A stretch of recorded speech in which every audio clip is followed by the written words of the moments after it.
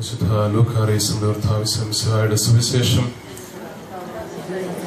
19-ാം അധ്യായം 1 മുതലുള്ള തിരുവചനങ്ങൾ. യേശു ജെറിക്കോയിൽ പ്രവേശിച്ച് അതിലെ കടന്നു പോവുകയായിരുന്നു.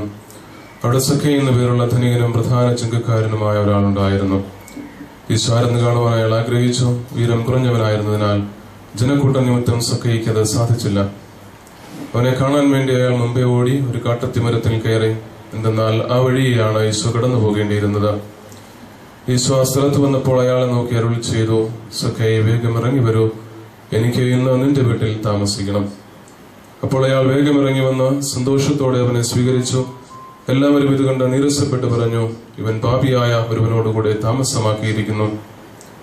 സക്കൈ എഴുന്നേറ്റ് യേശുവോട് പറഞ്ഞു, കർത്താവേ, ഇതാ എന്റെ സമ്പത്തിൽ പകുതി ഞാൻ ദരിദ്രർക്ക് കൊടുക്കുന്നു. ഞാൻ വഞ്ചിച്ചെടുത്തിട്ടുള്ളവ 4 ഇരട്ടിയായി മടക്കി കൊടുക്കുന്നു. യേശു അയാളോട് അരുളി ചെയ്തു, ഇന്ന് ഈ വീടിന് രക്ഷയുണ്ടായി. എന്തെന്നാൽ ഇവനും അബ്രാഹത്തിന്റെ പുത്രനാണ്. നശിച്ചു പോയവയെ അന്വേഷിച്ച് രക്ഷിക്കുവാനാണ് മനുഷ്യപുത്രൻ വന്നിരിക്കുന്നത്. ഒരു നിമിഷം ഒന്ന് കണ്ണുകൾ അടയ്ക്കാം, ശാന്തമായിട്ട് പ്രാർത്ഥിക്കാം. വഴിയെ കടന്നുപോയ യേശു മിശിഹായെ കാണുവാൻ ആഗ്രഹിച്ച സക്കേവൂസ്, അവന്റെ ഹൃദയത്തിന്റെ സ്പന്ദനങ്ങൾ പോലും തിരിച്ചറിയുന്ന മിശിഹ അവനെ സ്വീകരിക്കുകയും അവന്റെ ഭവനത്തിലേക്ക് കടന്നു വരികയും ചെയ്യുക. നമുക്കും പ്രാർത്ഥിക്കാം. ഇന്ന് ഈ ഭവനത്തിൽ നമ്മൾ ഒന്നിച്ചു കൂടിയിരിക്കുമ്പോൾ യേശുവയെ കാണണമെന്നും അവനെ തൊടണമെന്നും അവന്റെ അനുഗ്രഹത്തിന്റെ സാന്നിധ്യം എന്നിലും എന്റെ കുടുംബത്തിലും ഉണ്ടാകണമെന്നുമുള്ള തീവ്രമായിട്ടുള്ള ആഗ്രഹം നമ്മിൽ നിറയ്ക്കണമേ എന്ന് പ്രാർത്ഥിക്കാം.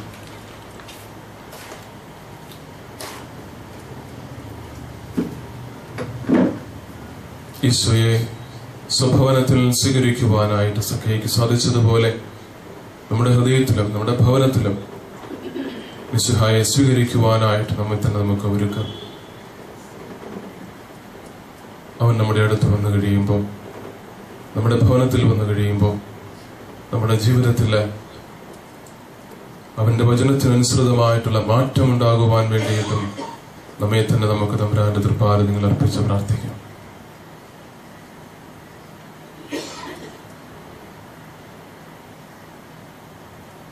ഒരു നിമിഷം നിങ്ങൾ എനിക്ക് വേണ്ടിയും പ്രാർത്ഥിക്കുക. കർത്താവിന്റെ ഈ ദാസൻ അവിടുത്തെ തിരുവചനം അവിടുന്ന് ആഗ്രഹിക്കുന്നത് പോലെ പങ്കുവയ്ക്കുവാനായിട്ട് ദൈവത്താൽ അനുഗ്രഹിക്കപ്പെടുന്നതിന് വേണ്ടി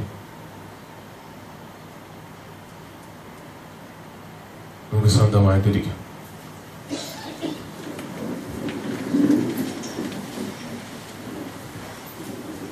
ഈശോമിശിഹായ്ക്ക് സ്തുതിയായിരിക്കട്ടെ.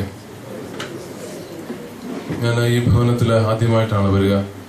ഇതിനടുത്തുകൂടെ പലപ്പോഴും പോയിട്ടുണ്ട് എങ്കിലും പരിചയമുള്ള ചില മുഖങ്ങളൊക്കെ ഇവിടെ കാണുന്നുണ്ട്.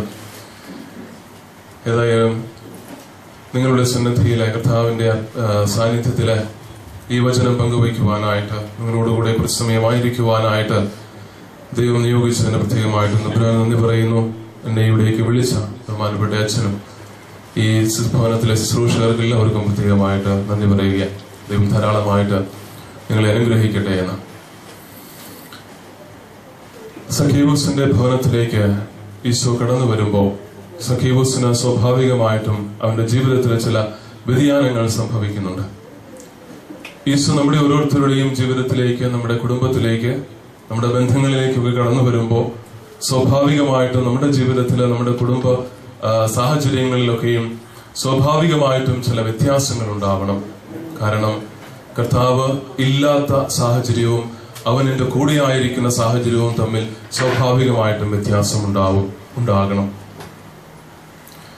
കർത്താവിനെ സ്വഭവനത്തിൽ സ്വീകരിക്കുകയും അവന്റെ വചനം കേട്ട് അല്ലെങ്കിൽ അവന്റെ സാന്നിധ്യത്താൽ നിറഞ്ഞ് തന്റെ ജീവിതത്തിൽ മാറ്റം വരുത്തുവാനായിട്ട് സക്കേവൂസ് തയ്യാറായപ്പോ, അതായത് അതുവരെ അവൻ പുലർത്തിക്കൊണ്ടിരുന്ന ജീവിത ശൈലി മറ്റുള്ളവരിൽ നിന്നൊരു പക്ഷെ പിടിച്ചു പറിക്കുകയോ ചുങ്കം നൽകാനായിട്ട് വരുന്നവരിൽ നിന്ന് കൂടുതൽ ഈടാക്കുകയോ ഒക്കെ ചെയ്യുന്ന ഒരു മനോഭാവത്തിൽ നിന്നും എല്ലാം സമ്പാദിക്കണം, സ്വന്തമാക്കണം എന്ന് ആഗ്രഹിച്ചു കൊണ്ടിരുന്ന സക്കേവൂസിന്റെ ജീവിതത്തിൽ വന്ന ഒരു മാറ്റം, ഞാൻ ഇതുവരെ സമ്പാദിച്ചു വെച്ചിരിക്കുന്നതൊന്നുമല്ല എന്റെ ജീവിതത്തിൽ ഏറ്റവും അധികം പ്രധാനപ്പെട്ടത്, എന്റെ ജീവിതത്തില് സമാധാനവും സന്തോഷവും നൽകുന്നത് എന്ന് തിരിച്ചറിവുണ്ടാകുമ്പോൾ അത് ദൈവത്തിന്റെ സാന്നിധ്യം കൊണ്ടാണ്, അവിടുത്തെ വചനം കൊണ്ടാണ്, അവന്റെ അനുഗ്രഹം കൊണ്ടാണെന്ന് തിരിച്ചറിയുമ്പോൾ ഇന്നുവരെ താൻ സ്വന്തമാക്കിയൊക്കെ അവൻ ഉപേക്ഷിക്കാൻ തയ്യാറാവുകയാണ്. ഇതൊന്നും അല്ല പ്രധാനപ്പെട്ടതെന്ന് തിരിച്ചറിയുകയാണ്. ദൈവത്തിൽ ആശ്രയിക്കുവാനായിട്ട് അവൻ മനസ്സ് വയ്ക്കുകയാണ് ചെയ്യുക. അവിടെയാണ് കർത്താവ് സക്കേവൂസിനെ കുറിച്ച് പറയുന്നത്. ഇവൻ ആരുടെ പുത്രനാണെന്ന? ആരുടെ? അബ്രാഹത്തിന്റെ പുത്രനാണെന്നാ പറയുക. ഇവൻ അബ്രാഹത്തിന്റെ പുത്രൻ. സക്കേവൂസ് എന്നുള്ള പേര് മാറി, അവന്റെ പേരൊന്നും ആരും മാറ്റിയില്ല. പക്ഷെ അവൻ സക്കേവൂസ് ആയിരുന്നു. ഇതുവരെ അവൻ ആഗ്രഹിച്ചതൊക്കെ സ്വന്തമാക്കുവാനായിട്ട് പരിശ്രമിച്ചവനാണ് അവൻ. ജീവിതത്തിൽ അവൻ പ്രാധാന്യം കൊടുത്ത ഒത്തിരിയേറെ കാര്യങ്ങളുണ്ട്. പക്ഷേ അതൊന്നും അല്ല പ്രധാനപ്പെട്ടതെന്ന് തിരിച്ചറിയുമ്പോൾ, തമ്പുരാനോട് കൂടെ ആയിരിക്കുകയാണ്, അവനെ തന്റെ ജീവിതത്തിൽ സ്വീകരിക്കുകയാണെന്ന് തിരിച്ചറിയുമ്പോൾ അവന്റെ അസ്തിത്വത്തിന് മാറ്റം വരികയാണ്. അവൻ ആരായിത്തീരുന്നു? അബ്രാഹത്തിന്റെ പുത്രനായിട്ട് തീരുകയാണ്. ആരാ അബ്രാഹം? വിശ്വാസികളുടെ. അങ്ങനെയാ അബ്രാഹം അറിയപ്പെടുന്നത്. നൂറ്റാണ്ടുകൾ കഴിഞ്ഞിട്ടും തലമുറകൾ കഴിഞ്ഞു പോയിട്ടും വിശ്വാസികളുടെ പിതാവ് എന്നാണ് അബ്രാഹം അറിയപ്പെടുക. അപ്പൊ എന്താ വിശ്വാസം എന്ന് പറയുന്നത്? എന്താ വിശ്വാസം എന്ന് പറയുന്നത്? എന്താ? കേട്ടില്ല, ഉറക്കെ പറഞ്ഞു. കാണപ്പെടാത്തവ ഉണ്ട് എന്നും പ്രത്യാശിക്കുന്നവ ലഭിക്കുമെന്നും ഉള്ള ഉറപ്പ. ആര് പറഞ്ഞതായത്? ആര് പറഞ്ഞതായത്? നമുക്ക് ഉറപ്പില്ല ഇത് ആരാണ്, ഏത് സ്ലേഹാണ് പറഞ്ഞത് നമുക്ക് ഉറപ്പില്ല. കാരണം ഇത് ഹെബ്രായ ലേഖനത്തിലാണ് കാണപ്പെടുന്നത്. ഹെബ്രായ ലേഖനത്തിലെ 11-ാം അധ്യായം 1 മുതലുള്ള 1-ാമത്തെ വചനമാണ്. തുടർന്ന് ആദ്യം തന്നെ അബ്രാഹത്തിന്റെ ജീവിത മാതൃകയാ. വിശ്വാസം കാണപ്പെടാത്തവയുണ്ട് എന്നും പ്രത്യാശിക്കുന്നത് ലഭിക്കും എന്നുള്ള ഉറപ്പാണ് എന്ന് പറഞ്ഞിട്ട് ഒന്നാമത് തന്നെ സ്ലീഹ മാതൃകയായിട്ട് എടുത്തു വയ്ക്കുന്നത് അബ്രാഹത്തിന്റെ ജീവിതമാണ്. അബ്രാഹത്തിന്റെ ജീവിതമാണ്. ദൈവത്തിൽ ആശ്രയിച്ചുകൊണ്ട് പൂർണ്ണമായിട്ടും അവൻ ഇറങ്ങിപ്പോരാൻ പറഞ്ഞപ്പോ ഇറങ്ങിപ്പോയി. എങ്ങോട്ടാണെന്ന് ചോദിക്കുന്നില്ല. പുത്രനെ ബലി കഴിക്കാൻ പറഞ്ഞപ്പോ എന്തിനാണെന്ന് ചോദിക്കുന്നില്ല. ഇവനാ പറഞ്ഞിട്ടുള്ളത്, നേരത്തെ നിന്റെ ഈ പുത്രനിലൂടെ നിനക്ക് ഞാൻ തലമുറകളെ ദാനമായിട്ട് നൽകും, മണത്തരി പോലെ നിനക്ക് ഞാൻ സന്താനങ്ങൾ നൽകും എന്നൊക്കെ പറഞ്ഞിട്ടുള്ളവനാണെങ്കിലും ഈ പുത്രനെ ബലി കഴിക്കാനായിട്ട് പറയുമ്പോൾ അവൻ ചോദിക്കുന്നില്ല എന്തിനു വേണ്ടി, അല്ലെങ്കിൽ എന്തുകൊണ്ട്. അങ്ങനെ ഞാൻ ബലി കഴിക്കുമ്പോ നീ എങ്ങനെയാ എന്നെ അനുഗ്രഹിക്കും എന്ന് അവൻ ചോദിക്കുന്നില്ല. ദൈവത്തിന്റെ വചനത്തിന് അവൻ പൂർണ്ണമായിട്ടും ആശ്രയിക്കുകയാണ്. പൂർണ്ണമായിട്ടും ദൈവത്തിൽ ആശ്രയിക്കുന്ന സക്കേവൂസിന് കിട്ടുന്ന പേരാണ് എന്ത് പേര്? അബ്രാഹത്തിന്റെ പുത്രൻ എന്നുള്ള പേര്. പ്രിയമുള്ളവരെ, വിശ്വാസികളുടെ ജീവിതത്തിൽ ഉണ്ടാവേണ്ട വ്യത്യാസമാണ്. നമ്മൾ വിശ്വാസ വർഷം ആഘോഷിച്ചു കഴിഞ്ഞ വർഷം, അല്ലെ? ആഘോഷിച്ചില്ലേ? കഴിഞ്ഞ ഒരു വർഷം മുഴുവനും പരിശുദ്ധ പിതാവിന്റെ ആഹ്വാനപ്രകാരം നമ്മൾ വിശ്വാസ വർഷം ആഘോഷിച്ചു. വിശ്വാസ വർഷമായിട്ട് ആഘോഷിച്ചു. എന്തിനു വേണ്ടിയിട്ടായിരുന്നു ഈ വിശ്വാസ വർഷം നമ്മൾ ആഘോഷിച്ചത്? എന്തിനു വേണ്ടിയിട്ടായിരുന്നു? പരിശുദ്ധ ബെനഡിക്ട് 16-ാമൻ മാർപ്പാപ്പ ഈ വിശ്വാസ വർഷം പ്രഖ്യാപിച്ചുകൊണ്ട് അദ്ദേഹം എഴുതിയ അപ്പസ്തോലിക ലേഖനത്തിൽ പ്രത്യേകമായിട്ട് പറഞ്ഞത് ഇതാണ്: ഈ വിശ്വാസ വർഷം ആചരിക്കുന്നതിന്റെ പ്രധാനപ്പെട്ട ലക്ഷ്യം എന്ന് പറയുന്നത് ഇന്ന് മനുഷ്യന്റെ മരുഭൂമിയുടെ അനുഭവങ്ങളിൽ നിന്നും മനുഷ്യനെ മോചിപ്പിക്കുവാനായിട്ട്, അത് സഭയിലെ ഓരോ മക്കൾക്കും ഇടവരത്തക്ക വിധം സ്വന്തം വിശ്വാസത്തെ കുറിച്ച് ആത്മബോധം ഉണ്ടാകുവാനും സന്തോഷിക്കുവാനും അത് പകർന്നു കൊടുക്കുവാനും ഓരോരുത്തർക്കും സാധിക്കണം. അതിനു വേണ്ടിയിട്ടാണ് വിശ്വാസ വർഷം പരിശുദ്ധ പിതാവ് പ്രഖ്യാപിച്ചത്.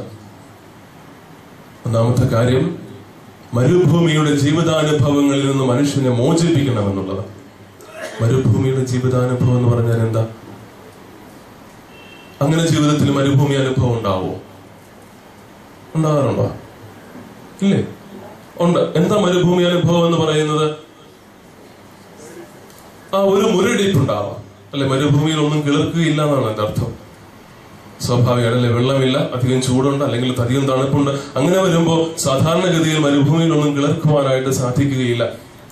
ജീവിതത്തിന്റെ ഈ മുരടിപ്പ്, ജീവിതത്തിന്റെ പ്രത്യാശ നഷ്ടപ്പെടുന്ന സാഹചര്യങ്ങൾ, പ്രതിബന്ധങ്ങൾ ഉണ്ടാകുമ്പോൾ തകർന്നു പോകുന്ന അവസ്ഥ, എത്രയോ നിയോഗങ്ങൾ നമ്മളിവിടെ അർപ്പിച്ചു പ്രാർത്ഥിച്ചു. ജീവിതത്തിൽ ഒരുപക്ഷെ തകർച്ചകൾ ഉണ്ടാകുമ്പോ, വേദന ഉണ്ടാകുമ്പോ, പരാജയങ്ങൾ ഉണ്ടാകുമ്പോ, തട്ടി വീഴുമ്പോ എന്റെ ജീവിതം ഇതുകൊണ്ട് അവസാനിച്ചു എന്ന് കരുതുന്ന മരുഭൂമിയുടെ അനുഭവങ്ങൾ ഒരുപക്ഷെ നമ്മുടെയൊക്കെയും ജീവിതത്തിൽ ധാരാളമായിട്ടുണ്ടായേക്കാം. നമ്മുടെ ജീവിതത്തിൽ മാത്രമല്ല, ഏറെ പേരുടെ ജീവിതത്തിൽ അങ്ങനെ സംഭവിച്ചേക്കാം. ഇന്നത്തെ ആധുനിക പറയുന്ന കേക്കാവ് പറയലും അപ്പോ ഒരുപക്ഷെ നമ്മുടെയൊക്കെയും ജീവിതത്തിൽ അങ്ങനെ സംഭവിച്ചേക്കാം. സ്വാഭാവികമായിട്ട് മരുഭൂമിയുടെ ഈ അനുഭവം കുറച്ചു നാൾ മുമ്പ് ഒരുപക്ഷെ ഞാൻ പള്ളിയിൽ പറഞ്ഞിട്ടുള്ള സംഭവമായിരിക്കും. കുറച്ചു നാൾ മുമ്പ് ഒരു വിവാഹം കഴിഞ്ഞിട്ട് അധികം കഴിയാത്ത ഒരു പെൺകുട്ടി പറഞ്ഞ അവളുടെ ജീവിതത്തിന്റെ അനുഭവമാണ്. ഒത്തിരിയേറെ അധ്വാനിച്ച് കഷ്ടപ്പെട്ട്. ഞാൻ തുടർന്നുകൊണ്ട് കുഴപ്പമുണ്ടോ? കറണ്ട് വന്നിട്ട് ഒരു കുഴപ്പമില്ല. കറണ്ട് വരണമെന്നില്ല, അങ്ങനെയല്ല. അങ്ങനെ ഒത്തിരിയേറെ അധ്വാനിച്ച് ക്ലേശിച്ച് ഒക്കെ ജീവിച്ചു വളർന്ന ഒരു പെൺകുട്ടി. അവൾക്കൊരു ജോലിയൊക്കെ കിട്ടി. വിവാഹത്തിന് വേണ്ടിയിട്ട് അവൾ ഒരുങ്ങി. അവൾ ഒത്തിരിയേറെ ചെറുക്കന്മാർ, ഒത്തിരിയേറെ ആലോചനകൾ കുടുംബാംഗങ്ങളൊക്കെ നടത്തി. ഒത്തിരിയേറെ സമയം കാത്തിരുന്നിട്ടാണ് അവൾ വിവാഹ ജീവിതത്തിലേക്ക്. അവൾ കാത്തിരുന്നത് കൊണ്ടല്ല, സാഹചര്യങ്ങളൊക്കെ ഒന്ന് ഒത്തുവരാൻ വേണ്ടിയിട്ട്. പണം ഉണ്ടാക്കണം, യോഗ്യമായിട്ടുള്ള ആളുകളെ കണ്ടെത്തണം, അങ്ങനെയൊക്കെ അവൾ പറയുക ഒത്തിരിയേറെ കഷ്ടപ്പെട്ടും ഒത്തിരിയേറെ കാത്തിരുന്നും ഒക്കെ വിവാഹ ജീവിതത്തിലേക്ക് പ്രവേശിച്ചപ്പോ തന്റെ കഷ്ടപ്പാടുകൾക്കൊക്കെ ഉത്തരം നൽകുന്നത് പോലെ ദൈവം അവളെ അനുഗ്രഹിക്കുന്നതായിട്ട് അവൾക്ക് തോന്നിയെന്നാണ് അവൾ പറഞ്ഞത്. കാരണം അവൾ ആഗ്രഹിച്ചതിലും അധികമായിട്ട് യോഗ്യനായിട്ടുള്ള ഒരു ഭർത്താവിനെ അവൾക്ക് കിട്ടി. നല്ല സ്വഭാവ ഗുണമുള്ള നല്ല കുടുംബത്തിലെ ഒരു അംഗമായിട്ടുള്ള ഒരു ഭർത്താവിനെ അവൾക്ക് കിട്ടി. അവൾക്ക് ഒത്തിരിയേറെ സന്തോഷം. നല്ലൊരു കുടുംബം, ആ കുടുംബത്തിലെ മാതാപിതാക്കളും സഹോദരങ്ങളും ഒക്കെ അവളെയും സ്വന്തമായിട്ട് സ്വീകരിക്കത്തക്ക വിധം അനുഗ്രഹീതമായിട്ടുള്ള ഒരു സാഹചര്യമാണ് അവൾക്കുണ്ടായത്. അവിടെ അവൾ പറയാ, ദൈവം ഇത്രമാത്രം എന്നെ അനുഗ്രഹിച്ചിട്ടുണ്ടല്ലോ എന്ന്. അവരുടെ ഈ സന്തോഷത്തിന്റെ ആധിക്യം അതിന്റെ മാറ്റിക്കൂട്ടത്തക്ക വിധത്തിൽ 2-3 മാസം കഴിഞ്ഞപ്പോ അവർക്ക് നല്ലൊരു വാർത്തയും കിട്ടി. ഗർഭിണിയാണ് എന്നുള്ള സന്തോഷകരമായിട്ടുള്ള വാർത്ത, ഒരു കുഞ്ഞിനെ ഉദരത്തിൽ വഹിക്കുന്നുണ്ട് എന്നുള്ള സന്തോഷകരമായ വാർത്ത. അങ്ങനെ സന്തോഷത്തോടുകൂടി ഈ കുടുംബം മുന്നോട്ട് പോകുമ്പോൾ അവരുടെ ജീവിതം മുന്നോട്ട് ദൈവത്തിൽ ആശ്രയിച്ചുകൊണ്ട് നയിക്കുമ്പോൾ ഒരു തവണ ആശുപത്രിയിലെ ടെസ്റ്റ് ചെയ്യുവാനായിട്ട് ചെന്നപ്പോ ഡോക്ടർ അവളോട് പറഞ്ഞു, നീ നാളെ ഒന്നുകൂടെ വരണം, ഈ ടെസ്റ്റ് ചെയ്തതിൽ എന്തോ ഒരു ചെറിയ പാകപ്പിഴ ഞാൻ കാണുന്നുണ്ട്, ഒന്നുകൂടെ നോക്കാൻ വേണ്ടിയിട്ട്. അവളുടെ ഉള്ളിൽ ഒരു ആശങ്ക ഉണ്ടായെങ്കിലും പ്രത്യാശയോടുകൂടി അവൾ പിറ്റേ ദിവസവും വരിക ഡോക്ടറുടെ. പിറ്റേ ദിവസവും പരിശോധന, ഉദരത്തിൽ വളരുന്ന കുഞ്ഞിന്റെ അവസ്ഥയെ കുറിച്ച് പരിശോധന നടത്തി കഴിഞ്ഞപ്പോൾ ഡോക്ടർ പറഞ്ഞു, കുഞ്ഞിന്റെ ഹൃദയഭാഗത്ത് ഞാൻ ഒരു ചെറിയ പാടുപോലെ ചില കാര്യങ്ങൾ കാണുന്നുണ്ട്. കുഞ്ഞിന്റെ ധമനികൾ തമ്മിൽ ചേർന്നു പോകുന്നത് പോലെ എന്തോ ഒരു പ്രത്യേകത ഞാൻ കാണുന്നുണ്ട്. അതുകൊണ്ട് ഒരുപക്ഷെ കുഞ്ഞിന്റെ ഹൃദയത്തിലേക്ക് കടക്കുന്ന രക്തത്തിൽ ശുദ്ധരക്തവും അശുദ്ധ രക്തവും ഒക്കെ തമ്മിൽ വേർതിരിക്കുന്നതിൽ ചില ബുദ്ധിമുട്ടുകൾ ഒരുപക്ഷെ കുഞ്ഞിന്റെ ഉള്ളിലുണ്ടാകുന്നുണ്ട് എന്ന് എനിക്ക് തോന്നുന്നു. അതുകൊണ്ട് ഇതൊരു സംശയം മാത്രമാണ്. നീ അതുകൊണ്ട് ചെയ്യേണ്ടത് കുറച്ചുകൂടെ നല്ല ഒരു സ്ഥലത്ത് പോയി ഒന്നുകൂടി ഒന്ന് പരിശോധന നടത്തി. ഇത് ഉറപ്പിക്കേണ്ട ഒരു കാര്യമല്ല, പക്ഷേ നീ ഒന്നുകൂടി ഒന്ന് പരിശോധന നടത്താൻ പറയുക. ഇത് ഡോക്ടർ അവളോട് ഉറപ്പിച്ചു പറഞ്ഞതല്ല എങ്കിലും അവൾ പറയുകയായിരുന്നു, അന്ന് മുഴുവൻ അവള് ഉറങ്ങാതെ കരഞ്ഞു നിലവിളിച്ച അന്നത്തെ ദിവസം അവൾ കഴിച്ചുകൂട്ടിയത്. അന്നത്തെ ദിവസം മുഴുവൻ അവൾ കഴിച്ചുകൂട്ടിയത്. കാരണം ദൈവം ഒത്തിരിയേറെ അനുഗ്രഹിച്ചു എന്ന് വിചാരിച്ചുകൊണ്ട് ഒരുപക്ഷെ അഹങ്കാരത്തോടുകൂടിയാണെങ്കിലും ജീവിച്ചു വന്നപ്പോ ഇടുത്തി പോലെ ഒരുപക്ഷെ തന്റെ ജീവിതത്തിലേക്ക് കടന്നു വരുന്ന ഒരു ദുരന്തത്തെ കുറിച്ച് അവൾ വേദനിക്കുകയാണ് ചെയ്യുക. അവൾ ആശങ്കപ്പെടുകയാണ് ചെയ്യുന്നത്. അവൾക്ക് ഉറങ്ങാൻ സാധിച്ചില്ല. ഒത്തിരിയേറെ നിലവിളിച്ചു. ഒത്തിരിയേറെ തമ്പുരാനോട് അവൾ പത പറഞ്ഞു, എന്തിനു വേണ്ടിയിട്ടാ എനിക്ക് ഈ ഒരു അവസ്ഥ തന്നത് എന്ന് അവൾ ഒത്തിരിയേറെ തമ്പുരാനോട് പരാതിയും ഒക്കെ പറയും. പിറ്റേ ദിവസം അവൾ ആശുപത്രിയിൽ പോയി, മറ്റൊരു ആശുപത്രിയിൽ പോയി പരിശോധനയൊക്കെ നടത്തി കഴിഞ്ഞിട്ട് ഡോക്ടർ ഈ ദമ്പതികളെ തന്റെ മുറിയിൽ വിളിച്ചു വരും. തന്റെ മേശയ്ക്ക് മുമ്പിൽ അവർ രണ്ടുപേരെയും ഇരുത്തിയിട്ട് ഡോക്ടർ പറഞ്ഞു, ഇന്നലെ ഡോക്ടർ പറഞ്ഞ അതേ കാര്യം തന്നെയാണ് എനിക്ക് നിങ്ങളോട് പറയുവാനായിട്ടുള്ളത്. ഈ കുഞ്ഞിന്റെ ഹൃദയഭാഗത്ത് അല്പം ചില കുഴപ്പങ്ങൾ ഞാൻ കാണുന്നുണ്ട്. പക്ഷെ ഇതൊരു ഭീകരമായിട്ടുള്ളൊരു സാഹചര്യമൊന്നുമല്ല, ദുരന്തകരമായിട്ടുള്ളൊരു സാഹചര്യമൊന്നുമല്ല. നീ ഒത്തിരിയേറെ ശ്രദ്ധിക്കേണ്ടതായിട്ട് വരും. കുഞ്ഞ് ജനിക്കുമ്പോഴും ജനിച്ചു കഴിഞ്ഞുമൊക്കെ ഒരുപക്ഷെ ജനിക്കുമ്പോൾ തന്നെ ഒരു ഓപ്പറേഷൻ ഒരുപക്ഷെ വിധേയരാകേണ്ടി വന്നേക്കാം. കുഞ്ഞിനെയും ചിലപ്പോൾ ഒരു ഓപ്പറേഷനൊക്കെ വിധേയമാക്കേണ്ടിയൊക്കെ വന്നേക്കാം. അതുകൊണ്ട് ഈ ഡോക്ടർ അവരോട് ആദ്യം ചോദിച്ചതാണ്, ഈ കുഞ്ഞിനെ ഉദരത്തിൽ തന്നെ വഹിക്കുവാനായിട്ട്, ഈ കുഞ്ഞിനെ തുടർന്നും ഉദരത്തിൽ വഹിക്കുവാനായിട്ട് നിങ്ങൾ ആഗ്രഹിക്കുന്നു എന്ന് ഈ ഭാര്യയോടും ഭർത്താവിനോടും ചോദിക്കും. നല്ല വിശ്വാസികളായിരുന്നത് കൊണ്ട് അവർ വളരെ പെട്ട ഉത്തരം പറഞ്ഞു, ഏതായാലും ഇതിനെ നശിപ്പിക്കാൻ ഞങ്ങൾ ആഗ്രഹിക്കുന്നില്ല. തമ്പുരാൻ തന്ന ദാനമാണ് എങ്കിൽ നശിപ്പിക്കാൻ ഞങ്ങൾ ആഗ്രഹിക്കുന്നില്ല. അപ്പോൾ ഈ ഡോക്ടർ മറുപടി പറഞ്ഞു, ശരി എങ്കിൽ രണ്ടാമത്തെ കാര്യം ഞാൻ പറയാം.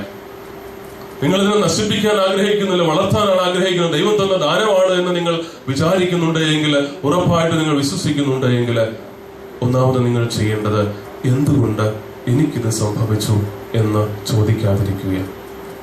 എന്തുകൊണ്ട് എനിക്കിത് സംഭവിച്ചു എന്ന് മേലിൽ ചോദിക്കരുത്. എന്ന് വെച്ചാൽ അർത്ഥം എന്താ? എന്റെ ജീവിതത്തിൽ എന്തുകൊണ്ട് ഇങ്ങനെ സംഭവിച്ചു? ഇത്രയേറെ ദൈവം എന്നെ അനുഗ്രഹിച്ചു എന്ന് ഞാൻ വിചാരിച്ചിരിക്കുന്ന ഈ സാഹചര്യത്തിലും ഒരു അശനിപാതം പോലെ ഈ ഒരു ദുരന്തം എന്റെ ജീവിതത്തിലേക്ക് എന്തിനാ ദൈവം തന്നത്? എന്തുകൊണ്ട് ദൈവം എനിക്കായിട്ട് ഇത് തന്നു? എന്റെ കുഞ്ഞിന് ഇങ്ങനെ ഒരു വേദനിക്കുന്ന സഹനത്തിന്റെ ഒരു സാഹചര്യത്തിലേക്ക് തള്ളിവിട്ടു എന്ന് നീ ചിന്തിക്കരുത്. കാരണം എന്താണെന്ന് അറിയാമോ? പൗലോസ്ലിഹായുടെ വചനം കടമെടുത്തുകൊണ്ട് ഡോക്ടർ പറയുകയാണ്, കുശവനോട് കളത്തിന് ചോദിക്കാനായിട്ട് സാധിക്കുമോ, നീ എന്തുകൊണ്ടാ എന്നെ ചട്ടിയെ പോലെ സൃഷ്ടിക്കാത്തതെന്ന്? ചട്ടിക്ക് കുശവനോട് ചോദിക്കാൻ കഴിയുമോ, നീ എന്തുകൊണ്ടാ എന്നെ കലത്തെ പോലെ സൃഷ്ടിക്കാത്തതെന്ന്? എന്നിട്ട് ശ്രീഹ തുടർന്ന് പറയുക, കാരണം കുശവനെ അറിയത്തുള്ളൂ കലത്തിന്റെ ഉപയോഗം എന്താണെന്നും ചട്ടിയുടെ ഉപയോഗം എന്താണെന്നും. നിനക്കെങ്ങനെ അതറിയാൻ കഴിയുക? ദൈവത്തിന്റെ ഹിതം എന്താണെന്നും അവന്റെ പദ്ധതി എന്താണെന്നും നിനക്കൊരു പക്ഷെ ബോധ്യമല്ല എങ്കിലും നിന്നെ സൃഷ്ടിക്കുന്ന ദൈവത്തിനറിയാം നിന്റെ ജീവിതത്തിലൂടെ നിറവേറപ്പെടേണ്ട നിയോഗങ്ങൾ എന്തൊക്കെയാണ് എന്ന്. അതുകൊണ്ട് ഡോക്ടർ തുറന്നു പറയുകയാ, ഒരുപക്ഷെ ദൈവം കാത്തിരിക്കുകയായിരുന്നു ഇതുപോലെ കുറവുകളോടുകൂടി ജനിക്കുന്ന ഒരു കുഞ്ഞിന് ഈ ലോകത്ത് ജന്മം നൽകാനും സംരക്ഷിക്കുവാനും യോഗ്യരായിട്ടുള്ള മാതാപിതാക്കളെ ദൈവം കാത്തിരിക്കുകയായിരുന്നു. ദൈവം നിങ്ങളെ തിരഞ്ഞെടുത്തു. വിശുദ്ധരായ നന്മയുള്ള രണ്ട് ദമ്പതികളെ കണ്ടപ്പോ ദൈവം വിചാരിച്ചു ഇവർ തന്നെയാണ് യോഗ്യരായിട്ടുള്ളവർ. യൗസേപ്പിനെയും മറിയത്തെയും തമ്മിൽ തെരഞ്ഞെടുത്തതുപോലെ, അബ്രഹാത്തെയും സാറായെയും ദൈവം തെരഞ്ഞെടുത്തതുപോലെ, ആദ്യ പിതാക്കളെ ദൈവം തെരഞ്ഞെടുത്തതുപോലെ, സുവിശേഷങ്ങളിലും വിശുദ്ധ ഗ്രന്ഥങ്ങളിലും ഒക്കെ നമ്മൾ കാണുന്ന ദമ്പതികളെ തമ്പുരാൻ പ്രത്യേകമായിട്ട് തെരഞ്ഞെടുത്തതുപോലെ തന്നെ നിങ്ങളെയും ദൈവം തെരഞ്ഞെടുത്തതാ. കുറവുകളോടുകൂടി ജനിക്കുന്ന ഈ കുഞ്ഞിനെ സംരക്ഷിക്കുവാൻ വേണ്ടിയിട്ട്. അതുകൊണ്ട് എന്തുകൊണ്ട് എന്ന് ചോദിക്കുവാനായിട്ട് നിങ്ങൾക്ക് അർഹതയില്ല, അവകാശമില്ല എന്ന് അവൾ പറയുക.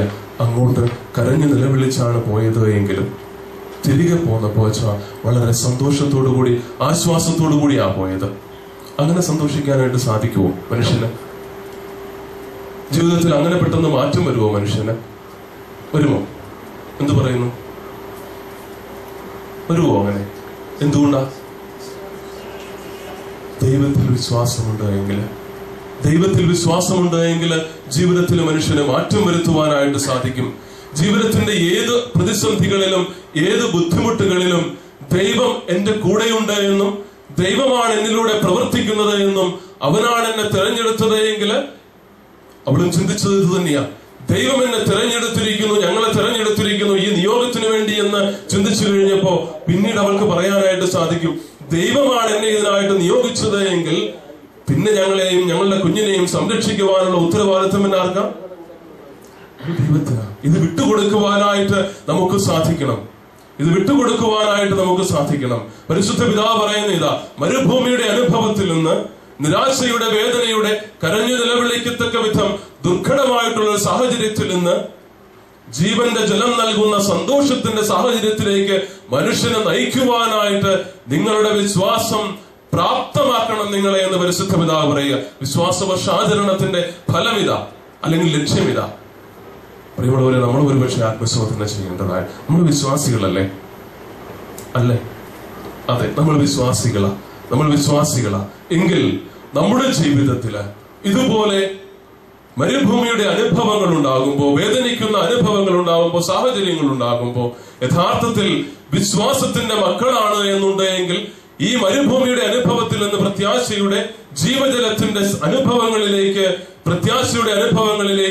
നമുക്ക് മാറി നിൽക്കുവാനായിട്ട്, ജീവിക്കുവാനായിട്ട് നമുക്ക് സാധിക്കുന്നുണ്ടോ? അതോ തകർച്ചയുടെ അനുഭവത്തിൽ തന്നെയാണോ നമ്മൾ ജീവിക്കുന്നത്? മാത്രമല്ല, നമ്മുടെ ജീവിതത്തെ മാത്രമല്ല മറ്റുള്ളവരുടെ ജീവിതത്തെയും സ്വാധീനിക്കുവാനായിട്ട് നമുക്ക് സാധിക്കണം എന്നാണ് പരിശുദ്ധ പിതാവ് പറഞ്ഞത്. ഈ വിശ്വാസവർഷ ആചരണത്തിന് ശേഷവും നമ്മുടെ വിശ്വാസത്തിന്റെ മാറ്റം എന്തുമാത്രമുണ്ട് എന്ന് നമ്മൾ ശരിയായിട്ടും ആത്മശോധന ചെയ്യണം. പ്രിയമുള്ളവരെ, നമ്മുടെ ജീവിതം കണ്ടിട്ട്, വിശ്വാസിയുടേതായിട്ടുള്ള നമ്മുടെ ജീവിതം കണ്ടിട്ട് മറ്റുള്ളവരുടെ ജീവിതത്തിൽ പ്രത്യാശ നൽകുവാനായിട്ട് നമുക്ക് സാധിക്കുന്നുണ്ടോ? എന്ത് പറയുന്നു? എന്നോട് ഉത്തരവൊന്നും പറയണ്ട, തമ്പുരാൻ കർത്താവിനോട് പറഞ്ഞാൽ മതി. അങ്ങനെ നമുക്ക് സാധിക്കുന്നുണ്ടോ? നമ്മുടെ വാക്കുകൾ, മറ്റുള്ളവരോടുള്ള നമ്മുടെ പെരുമാറ്റം, നമ്മുടെ ജീവിതത്തിന്റെ ശൈലി, നമ്മുടെ പെരുമാറ്റങ്ങളൊക്കെയും മറ്റുള്ളവർക്കും പ്രത്യാശ നൽകുന്നതാണോ എന്ന് നമ്മൾ ചിന്തിക്കണം. ചിലപ്പോഴൊക്കെ കൊച്ചുങ്ങളൊക്കെ പറയാറല്ലേ, പരീക്ഷയിൽ മാർക്ക് കുറഞ്ഞു പോയി കഴിഞ്ഞാൽ കുഴപ്പം ആരുടേതായിരിക്കും? ആരുടേതാ? ടീച്ചറിൻ്റെതാ അല്ലെ? പരീക്ഷ പേപ്പർ നോക്കിയ ടീച്ചറിൻ്റെതാ, അല്ലെങ്കിൽ ശരിയായിട്ട് പഠിപ്പിക്കാത്ത ടീച്ചറിൻ്റെതാണെന്ന് പറയാം. എനിക്ക് മാർക്ക് കുറഞ്ഞു പോയി, അപ്പൊ അടുത്ത് നിൽക്കുന്ന കൂട്ടുകാരനും പറയാ എനിക്കും മാർക്ക് കുറഞ്ഞു പോയി. അപ്പൊ എന്തായിരിക്കും ഇവൻ പറയാൻ പോകുന്ന കാര്യം? അല്ലെങ്കിലും ആ ടീച്ചർ അങ്ങനെ തന്നെയാ, അല്ലെങ്കിൽ കഴിഞ്ഞ പരീക്ഷയ്ക്കും ഇതുപോലെ തന്നെ ശരിയായിട്ട് നോക്കുന്നില്ലെന്ന് ആ ടീച്ചർ. പ്രത്യാശയ്ക്ക് പകരം നിരാശയുടെ അനുഭവങ്ങളെ, നിരാശയുടെ ജീവിതത്തിന്റെ ബിന്ദുക്കളെ മറ്റുള്ളവർക്ക് പകർന്നു കൊടുക്കുന്ന സാഹചര്യങ്ങൾ ഒരുപക്ഷെ നമ്മുടെയൊക്കെയും ജീവിതത്തിലുണ്ടാകും. ഞാനൊരു ചെറിയ ഉദാഹരണം പറഞ്ഞതേ ഉള്ളൂ. പക്ഷെ നമ്മുടെയൊക്കെയും ജീവിതത്തിൽ കുടുംബ ബന്ധങ്ങളിലാവാം, അയൽ ബന്ധങ്ങളിലാവാം, നമ്മൾ ബന്ധപ്പെടുന്ന സാഹചര്യങ്ങളിലൊക്കെ ആവാം. പ്രിയമുള്ളവരെ, മറ്റുള്ളവരൊരു പക്ഷെ വേദനിക്കുന്ന, നിരാശപ്പെടുന്ന, ബുദ്ധിമുട്ടുന്ന സാഹചര്യങ്ങൾ ഉണ്ടാകുമ്പോഴും അവരുടെ ജീവിതത്തിൽ പ്രത്യാശ പകർന്നു നൽകുവാനായിട്ട് നീ ഭയപ്പെടേണ്ട. നീ കൂടുതൽ അധ്വാനിക്കുവാനായിട്ട്, കൂടുതൽ പ്രത്യാശിക്കുവാനായിട്ട്, ദൈവത്തിൽ ആശ്രയിക്കുവാനായിട്ട്, ദൈവം ഒരിക്കലും നിന്നെ കൈവിടുകയില്ല എന്ന് പറയുവാനായിട്ട്, അങ്ങനെ പ്രത്യാശയിലേക്ക് മറ്റുള്ളവരെ നയിക്കുവാനായിട്ട് നമ്മുടെ ജീവിതത്തിലൂടെ നമുക്ക് സാധിക്കുന്നുണ്ടോ എന്ന് നമ്മൾ ആത്മശോധന ചെയ്യേണ്ടതായിട്ടുണ്ട്. അതാ വിശ്വാസ വർഷം കൊണ്ട് പരിശുദ്ധ പിതാവ് ലക്ഷ്യം വെച്ചത് അതാ. എങ്കിൽ പ്രിയമുള്ളവരെ, നമ്മൾ ഒന്നുകൂടെ ആത്മശോധന ചെയ്യുവാനായിട്ട്, നമ്മളെ തന്നെ ഒന്ന് ബോധ്യപ്പെടുത്തുവാനായിട്ട് പരിശ്രമിക്കേണ്ടതായിട്ടുണ്ട്. എന്താ യഥാർത്ഥത്തിൽ നമ്മുടെ വിശ്വാസം എന്ന് പറയുന്നത്? പ്രത്യാശിക്കുന്നവ ഉണ്ട് എന്നും കാണപ്പെടാത്തവ ലഭിക്കുമെന്ന ഉറപ്പാണ് അത് വിശ്വാസം എന്ന് പറയുന്നത്. എങ്കിൽ എന്താ പ്രത്യാശിക്കുന്നത്, എന്താ കാണപ്പെടാത്തത് എന്ന് പറയാമോ?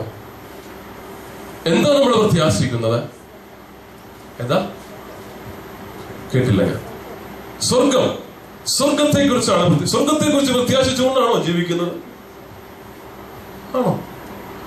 അതെ, എല്ലാ ദിവസവും അതിനെ കുറിച്ച് ഓർത്തില്ലെങ്കിലും അല്ലെ, ഇങ്ങനെ ഒരു കാര്യം, ഇങ്ങനെ ഒരു സമ്മാനം തീർച്ചയായിട്ടും ഉണ്ടാകും എന്നൊരു പ്രത്യാശ നമുക്കുണ്ട്. ആ വിശ്വാസത്തിലാണ് ജീവിക്കുന്നത്. ആണോ? അതാണോ പ്രത്യാശിക്കുന്നത്? എന്താ പിന്നെ കാണപ്പെടാത്തത്? എന്താ? ദൈവം എന്നോടൊപ്പം ഉണ്ട്. ഞാൻ കാണുന്നില്ല എങ്കിലും ദൈവം എന്നോടൊപ്പം ഉണ്ട് എന്നുള്ളൊരു ബോധ്യം നമുക്കുണ്ട്. എങ്കിൽ ഞാൻ പ്രത്യാശിക്കുന്ന ദൈവത്തിന്റെ ഒരു ഭവനം എനിക്കായിട്ട് ഒരുക്കപ്പെട്ടിരിക്കുന്നു എന്നുള്ള ഉറപ്പും, ഞാൻ പ്രത്യാശിക്കുന്ന ഈ ദൈവം, ഞാൻ കാണാത്ത എന്റെ ദൈവം എന്റെ കൂടെയുണ്ട് എന്നുള്ളൊരു ബോധ്യവും എനിക്കുണ്ടാകുമ്പോൾ അതിന്റെ വിശ്വാസമായിട്ട് മാറുകയാണ്. ആണോ? അതാണ് വിശ്വാസം അല്ലെ? എങ്കിൽ ഈ വാക്കുകൾക്കും അപ്പുറം വിശ്വാസം എന്ന് പറയുന്നത് ഞാനും എന്റെ ദൈവവും തമ്മിലുള്ള ഒരു ബന്ധമായിട്ട് മാറുകയാ ചെയ്യുക അല്ലെ? ഈ ദൈവം എന്റെ കൂടെയുണ്ട് എന്നും അവൻ എനിക്കായിട്ട് അവന്റെ ഭവനമൊരുക്കി വെച്ചിട്ടുണ്ട് എന്നുമുള്ള ഒരു ഉറപ്പ് എനിക്കുണ്ടാകുമ്പോൾ ഈ ഞാനും ഈ ദൈവവും തമ്മിൽ ഒരു ബന്ധമുണ്ടാവുകയാ ചെയ്യുക. ഒരുപക്ഷെ വിശ്വാസത്തെ വളരെ ചുരുക്കി നമുക്ക് വ്യാഖ്യാനിക്കാനായിട്ട് സാധിക്കുന്നത് വിശ്വാസം സമം ബന്ധം എന്ന അല്ലെ? വിശ്വാസം സമം ബന്ധം എന്ന. ആരുമായിട്ടുള്ള ബന്ധം? ഞാനും എന്റെ ദൈവവും തമ്മിലുള്ള ബന്ധം. ഈശോ മിശിഹായോട് ശിഷ്യന്മാര് വന്നിട്ട് പറഞ്ഞു, ഞങ്ങളെ പ്രാർത്ഥിക്കാൻ പഠിപ്പിക്കണമേ എന്ന് പറഞ്ഞു അല്ലെ? യോഹന്നാൻ തന്റെ ശിഷ്യന്മാരെ പ്രാർത്ഥിക്കാൻ പഠിപ്പിക്കുന്നുണ്ട്. അതുകൊണ്ട് നീ ഞങ്ങളെയും പ്രാർത്ഥിക്കാൻ പഠിപ്പിക്കണം.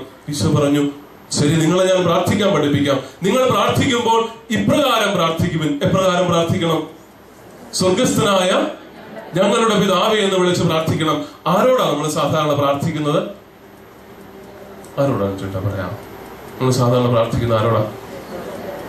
ചേട്ടന്മാരോട് ചോദിച്ചാലും ചേച്ചിമാരാവത്തോ? നിങ്ങൾ വളരെ സ്നേഹമുള്ളവരാണ്, ഇവരോട് വളരെ സ്നേഹമുള്ളവരാണെന്ന് എനിക്കറിയാം. എന്നാലും ആരോടായിരിക്കും നമ്മൾ സാധാരണ പ്രാർത്ഥിക്കുന്നത്? ദൈവത്തോടാണ് അല്ലെ? ആണല്ലോ, ദൈവത്തോടാണ് നമ്മൾ പ്രാർത്ഥിക്കുന്നത്. ശരിയാ. നമ്മൾ തമ്മിൽ എന്തെങ്കിലും ബന്ധമുണ്ടോ? ഇല്ല. നമ്മൾ ആദ്യമായിട്ട് കാണാം, ഇവിടെ വന്നു കഴിഞ്ഞപ്പോൾ ആദ്യമായിട്ട് കാണാം. പക്ഷെ നമ്മൾ സംസാരിച്ചു തുടങ്ങുമ്പോൾ, നമ്മൾ തമ്മിൽ സംസാരിക്കുകയാണെങ്കിൽ ഒരുപക്ഷെ നമ്മൾ പരസ്പരം പരിചയപ്പെട്ട് വന്നു കഴിയുമ്പോൾ മനസ്സിലാവുന്നു നമ്മൾ തമ്മിൽ ചില ബന്ധങ്ങളൊക്കെ ഉണ്ടാകുന്നു. ഒരുപക്ഷെ എന്റെ കുടുംബത്തെ ചേട്ടൻ അറിയാമെന്ന് തിരിച്ചറിയുക, അല്ലെങ്കിൽ നമ്മൾ തമ്മിൽ പരസ്പരം ഇതിനു മുമ്പ് അറിയാമായിരുന്നു എന്നറിയുക. ഒരുപക്ഷെ നമ്മുടെ കുടുംബത്തെ അറിയാമോ, നമ്മൾ തമ്മിൽ ഒരു ബന്ധമുണ്ടെന്ന് അറിയുമ്പോൾ നമ്മുടെ സംസാരത്തിന്റെ ടോൺ സ്വാഭാവികമായിട്ട് മാറും അല്ലെ? മാറത്തില്ലേ? ഞാനൊരു പക്ഷേ ഔദ്യോഗികമായിട്ട് ഒഫീഷ്യലായിട്ട് വളരെ വളരെ സൂക്ഷിച്ചൊക്കെ പറയുന്ന ആ സാഹചര്യങ്ങളൊക്കെ മാറി എന്റെ വളരെ വ്യക്തിപരമായിട്ടുള്ള കാര്യങ്ങൾ പോലും ഞാൻ ചിലപ്പോൾ പങ്കുവയ്ക്കും. എന്റെ വീട്ടിലെ കാര്യങ്ങൾ ഞാൻ ചിലപ്പോൾ പറയും. എന്റെ വിഷമങ്ങളും സന്തോഷവും ഒക്കെ ചിലപ്പോൾ ഞാൻ പറയും. എന്തുകൊണ്ടാ? നമ്മൾ തമ്മിൽ ഒരു ബന്ധമുള്ളത് കൊണ്ടാ. ഈശോ ശിഷ്യന്മാരെ പഠിപ്പിക്കുന്നത് മറ്റൊന്നുമല്ല. നിങ്ങൾ പ്രാർത്ഥിക്കുന്നത് നിങ്ങളുടെ ദൈവത്തോടാണ് എങ്കിൽ നിങ്ങളുടെ പ്രാർത്ഥനയ്ക്ക് അർത്ഥമുണ്ടാകുന്നത് നീ ആരോട് പ്രാർത്ഥിക്കുന്നോ ആ ദൈവവുമായിട്ട് നിനക്ക് ബന്ധമുണ്ടാകും.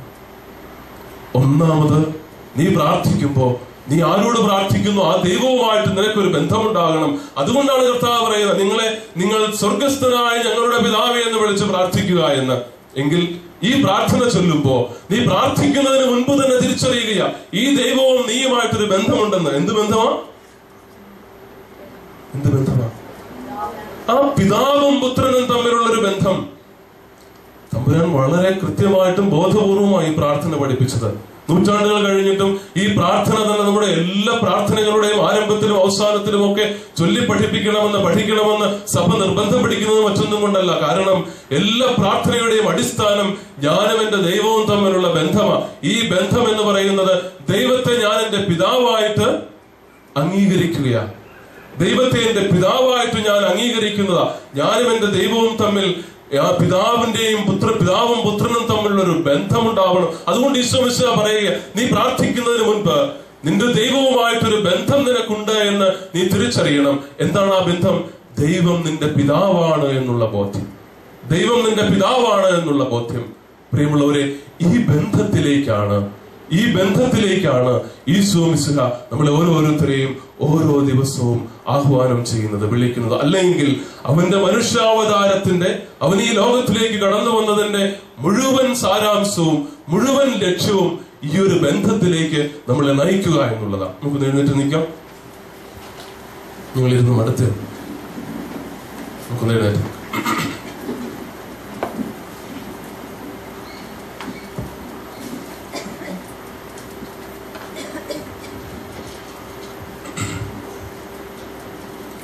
നമ്മൾ ശ്രമിച്ച വചനഭാഗവുമായിട്ട് ബന്ധപ്പെടുത്തി തമ്പുരാനിലേക്ക് നമ്മുടെ ഹൃദയത്തെ നമുക്ക് എടുത്തു വയ്ക്കാം. കണ്ണുകളടയ്ക്കാം.